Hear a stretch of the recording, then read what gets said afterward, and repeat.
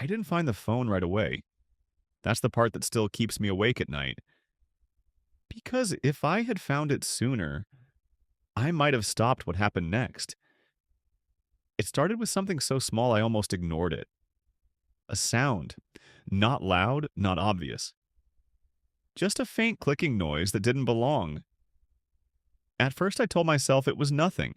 Houses make noises, old wiring clicks, floors settle, electronics glitch. That's what we tell ourselves when the alternative feels too uncomfortable to consider, but this sound was different. It happened at night, always at night. I would be lying in bed scrolling through my phone, the room completely still when I'd hear it. A soft mechanical tap, almost like the shutter of a camera, or the sound a phone makes when it locks its screen. Click, then silence. The first time I sat up in bed and held my breath. I waited. Nothing. No footsteps, no voices. Just the hum of the refrigerator in the kitchen and the distant traffic outside. I laughed it off. Nerves, I thought. Too much caffeine. Too many late nights. But then it happened again. And again. Always from somewhere inside my house. If you've ever lived alone, you know the feeling. That quiet isn't peaceful. It's alert. Every sound feels louder because there's no one else to explain it away. Still, I didn't tell anyone. Not yet. If you're enjoying this story so far, or if it already has that uneasy feeling creeping in, take a moment to support the channel. Subscribing helps more stories like this reach people who love real-life mysteries. And trust me, this is only the beginning. A few days later, something else started happening. My phone battery began draining faster than usual. I'd charge it overnight, unplug it in the morning, and by noon it would already be below 50%. I checked my apps, closed everything. Even turned off background refresh, nothing changed. Then came the notifications. I would pick up my phone and see that the camera app had been open recently. Sometimes the microphone permission indicator would flash on for just a second, then disappear. That's when the thought first crossed my mind. What if something is recording me? I remember standing in my kitchen, phone in my hand, staring at the small green dot near the top of the screen. That meant the microphone had just been used. I hadn't made a call. I hadn't opened any recording apps, and yet it was there. I did what most people would do. I Googled it. Phone microphone turning on by itself.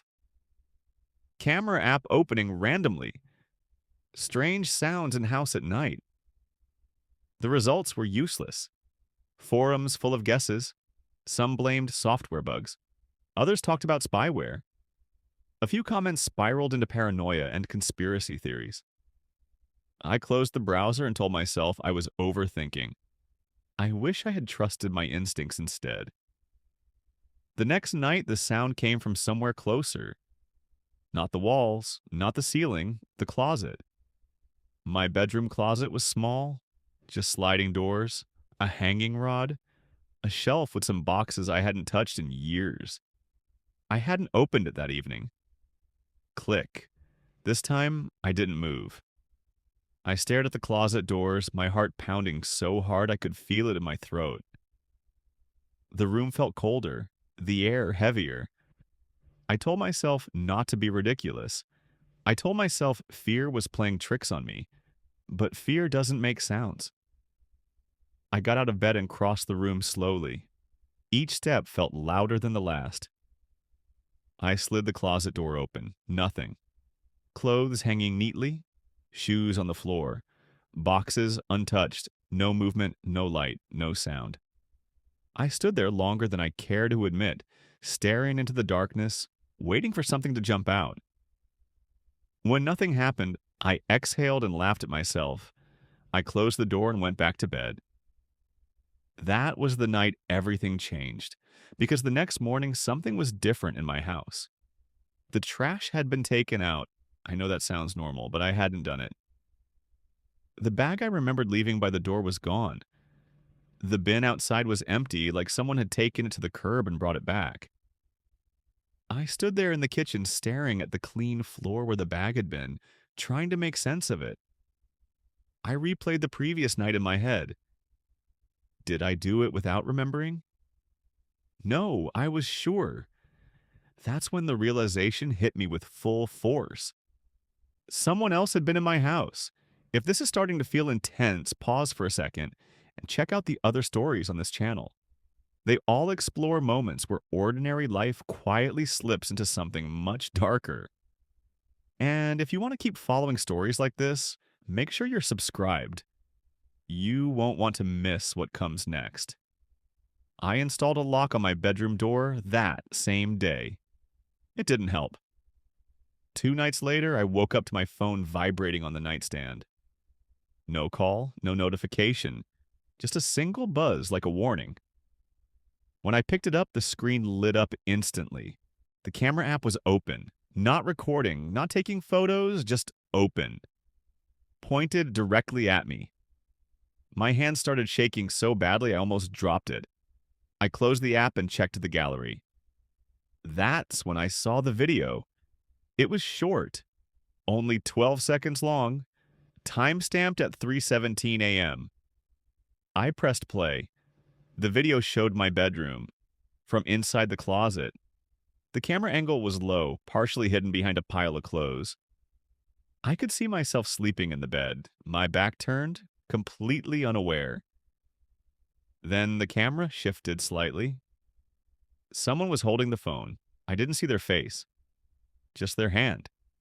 And the way they adjusted the angle slowly, carefully, as if they had all the time in the world. The video ended. I sat there in silence, staring at the frozen frame on my screen. Someone had been watching me sleep. Someone had been inside my house. And they weren't done yet. I didn't scream. I didn't run. I sat on the edge of my bed, staring at the phone in my hands, replaying the video over and over like maybe, just maybe, I'd see something different if I watched it enough times. But every time, it was the same. My bedroom, my sleeping body. A stranger's hand adjusting the camera. What terrified me most wasn't the image. It was the calmness. Whoever recorded that video wasn't rushing. They weren't nervous. Their movements were slow, deliberate, like they belonged there. Like my house was theirs. I locked myself in the bathroom and called the police. My voice shook as I explained everything, jumping from detail to detail, afraid they wouldn't take me seriously. They came within 20 minutes. 2 officers walked through my house, flashlights sweeping across walls, floors, corners. They checked the locks, the windows, the closets, the crawl space, everything. They found nothing. No signs of forced entry, no hidden cameras, no intruder. When I showed them the video, their expressions changed, but not in the way I expected. Not fear, not shock, concern. They asked where the phone came from. I told them I didn't know, because I didn't. The phone in the video wasn't mine. Different model, different case. Cracked corner on the screen. It wasn't something I recognized, yet there it was. Inside my house, filming my life. They took a report. Advised me to stay with a friend. Suggested I change my locks. Told me to call if anything else happened. And then they left. That was the moment I realized something important. Whatever was happening, it was still happening, because the phone hadn't disappeared. I didn't sleep that night. I sat in the living room with every light on, my back against the wall, listening, waiting. Around 4 a.m., I heard it again. Click. But this time, I knew exactly where it was coming from. The hallway. I stood up slowly, my heart pounding so hard I thought it might give me away. I grabbed a kitchen knife, not because I thought it would help, but because I needed something in my hands. The hallway was dark. The light switch was only a few steps away, but I didn't turn it on. I don't know why. Maybe instinct. Maybe fear. Halfway down the hall, I saw it. A faint glow, blue-white, soft, flickering. A phone screen. It was sitting on the floor, leaned carefully against the wall, the camera facing the living room. Facing me.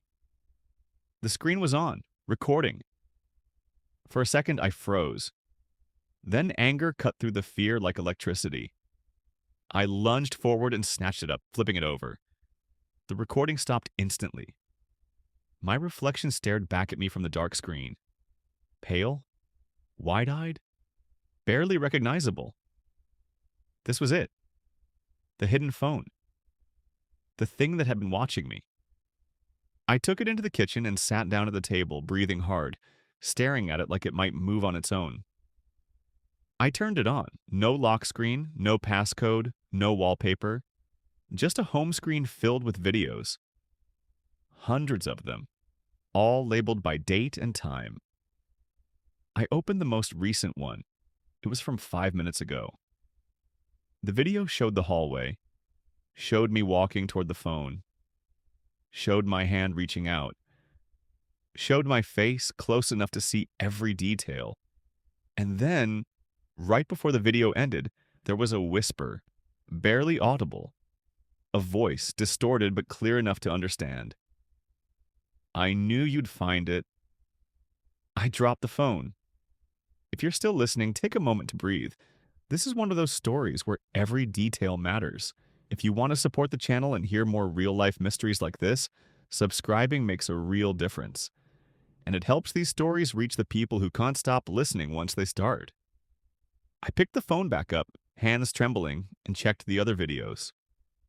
They weren't just recordings from inside my house.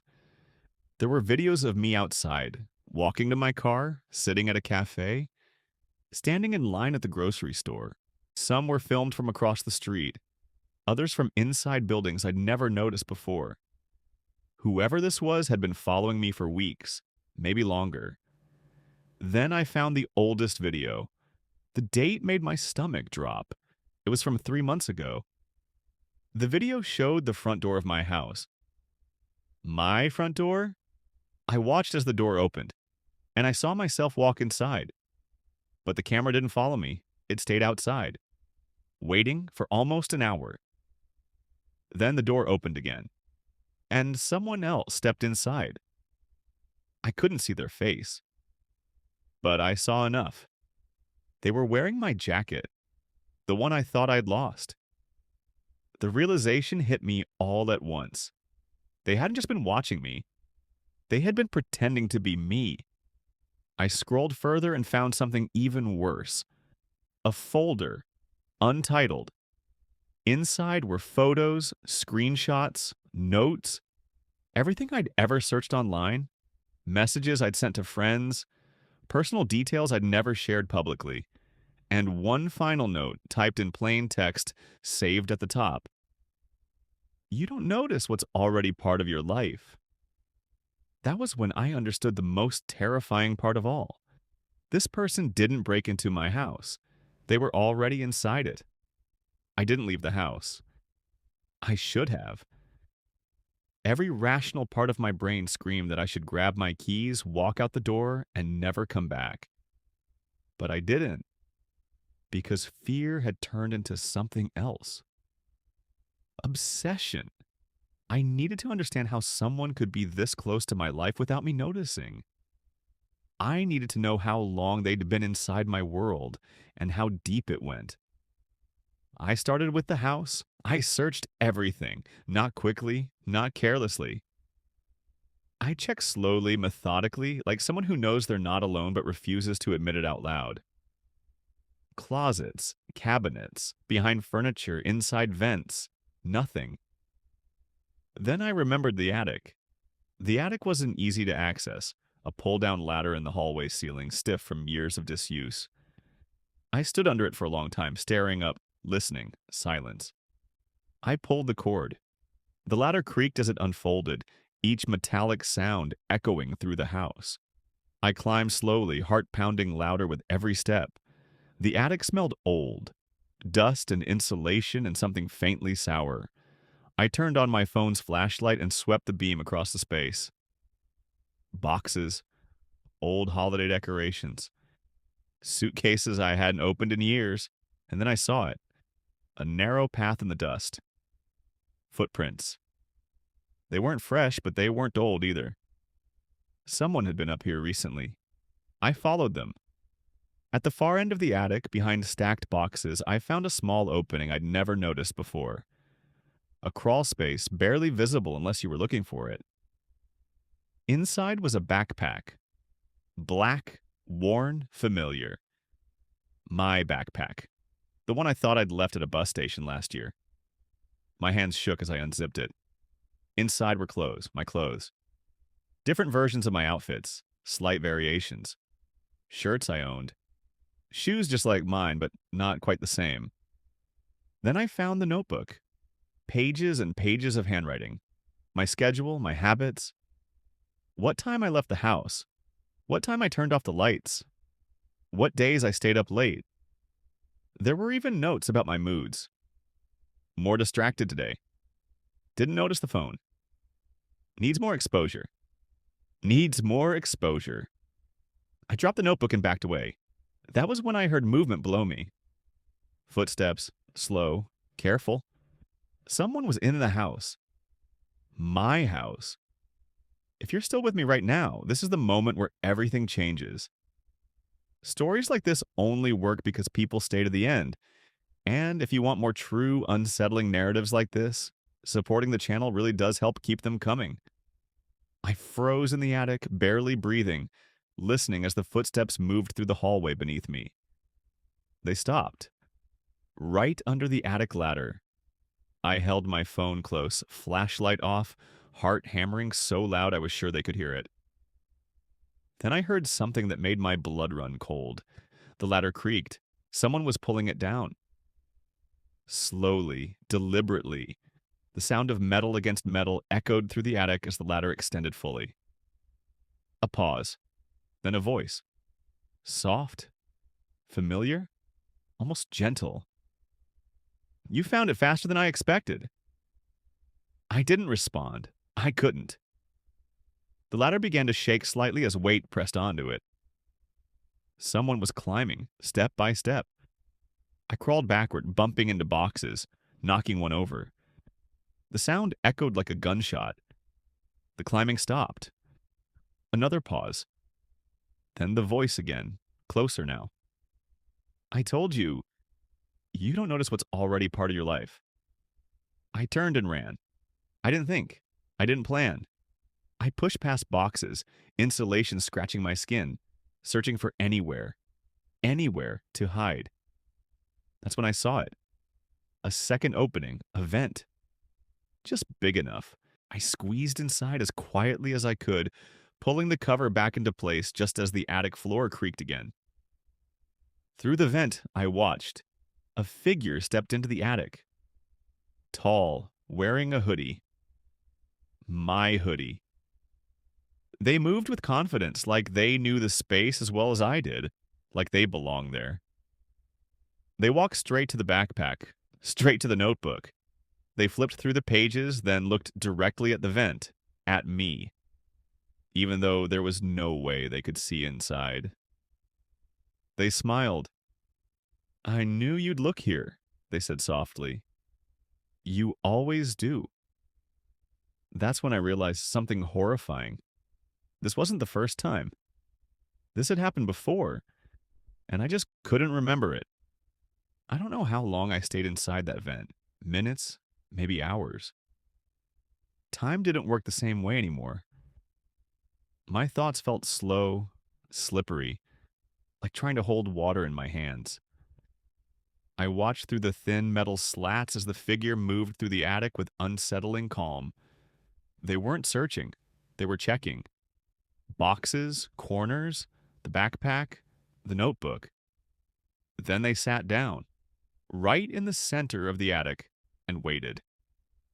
I know you're listening, they said, not raising their voice. You always do. My phone vibrated in my pocket. I nearly screamed. A notification from an unknown number. You hide better than before, that's when it hit me. The hidden phone wasn't just recording me. It was teaching me, training me. The attic figure stood up and walked toward the ladder again. Slowly. Like there was no rush. I'll give you time, they said. You always need time after remembering. Remembering. The word echoed in my head. And suddenly, images flooded back. Fragments. Me standing in the same attic months ago. The same voice speaking calmly. Me nodding, confused but compliant. Me agreeing. I remembered sitting at my kitchen table while they explained things gently, patiently, like a teacher to a struggling student. You forget because it's easier, they had said. Your mind protects you. I remembered the phone, not hidden, handed to me. You'll record yourself, they told me, so you can learn how you really are when you don't know you're being watched. I remembered laughing, thinking it was a strange experiment, a joke, a test of awareness. I remembered saying yes.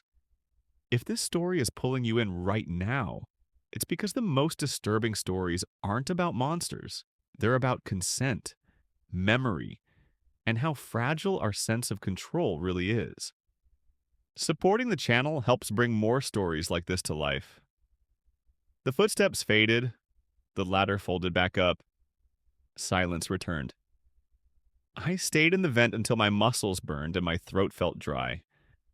When I finally crawled out, the attic was empty. But the backpack was gone. I climbed down and locked every door, every window, shaking so badly I could barely turn the keys. I didn't sleep. I sat in the living room with all the lights on, replaying everything I could remember and everything I couldn't. At dawn, another message came. You did well last night. No panic attack. Progress, I typed back. Who are you? The response was immediate. I'm the one who stays when you disappear. I opened the hidden phone app again. New files had appeared, new dates, new recordings, future timestamps, videos that hadn't happened yet. One of them was labeled Confrontation. The preview image showed my living room, me standing in the center. Someone else sitting calmly on my couch, facing me, smiling. That's when I understood the worst part. This wasn't surveillance, it was therapy. And I was the patient. I didn't delete the video. I stared at the preview frame for a long time. My living room? My couch. My face frozen in a moment that hadn't happened yet. The timestamp said tonight. I tried to convince myself it was fake, a trick, a psychological scare tactic, but deep down, I knew better. Every recording on that phone had already come true. Every moment I thought I had discovered something. I was only arriving late to it. At 7:58 p.m., my front door unlocked by itself. I didn't move. At 8 o'clock, footsteps crossed the threshold. Calm, unhurried. They sat on the couch exactly like in the preview. Same posture, same crossed legs, same faint smile. They looked like me. Not identical, but familiar in a way that hurt to look at. You're early this time, they said. That's good. I wanted to scream, to run, to ask 1,000 questions at once. But my body stayed still, like it remembered this moment even if my mind didn't. You've been improving, they continued. Less denial, less fear. What do you want from me? I finally asked. They tilted their head, studying me. I want you to stop fighting the process.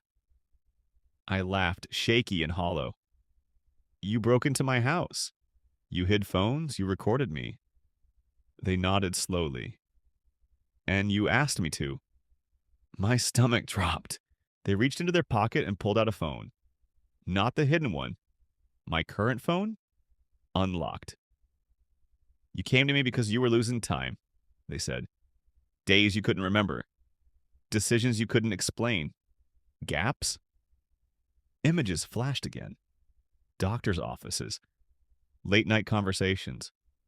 Me crying, me begging someone to help me stay whole. You said you were afraid of what you did when no one was watching, they went on. So, we made sure someone always was. I felt sick. You split, they said gently, and I stayed.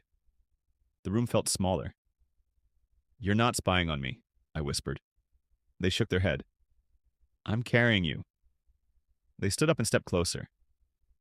This is where it usually ends, they said. You either accept it, or you forget again. What happens if I accept it? They smiled, sad this time. Then you stopped disappearing. And you? I asked. They looked at me for a long moment.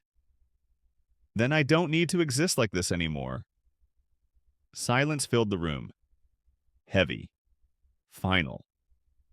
If this story has kept you here until now, take a second to support the channel.